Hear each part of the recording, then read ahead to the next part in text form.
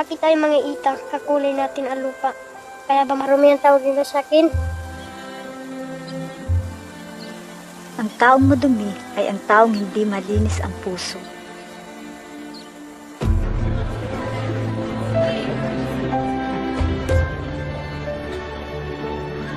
Sino? Ba't ganyan, Sul? Norman! Balik na Ilan taon mo na, Sultan, ha? Pabili ka na ng bago. Yan na lang lagi isinusuot mo!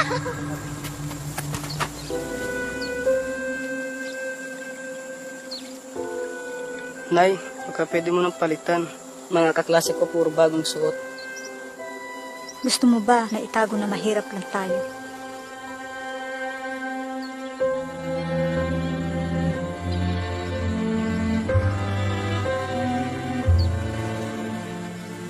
Alin ang karapat-dapat hangaan?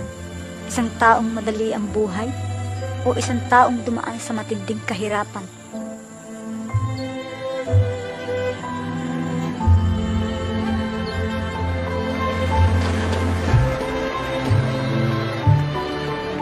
Kasi, mukha siyang authentic.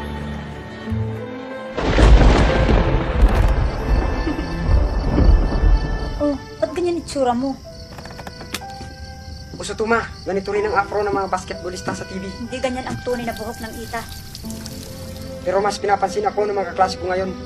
Kailangan ba talagang magbago para lang matanggap ka ng ibang tao?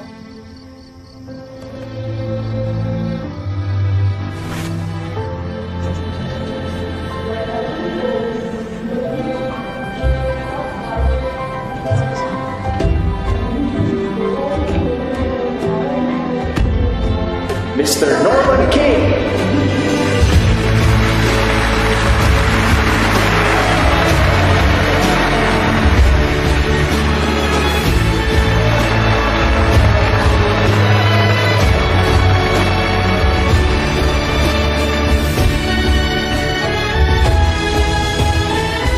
Ang turo sa akin ng nanay ko, kapag natanggap ko na kung sino ako, mas malayo ang mararating ko.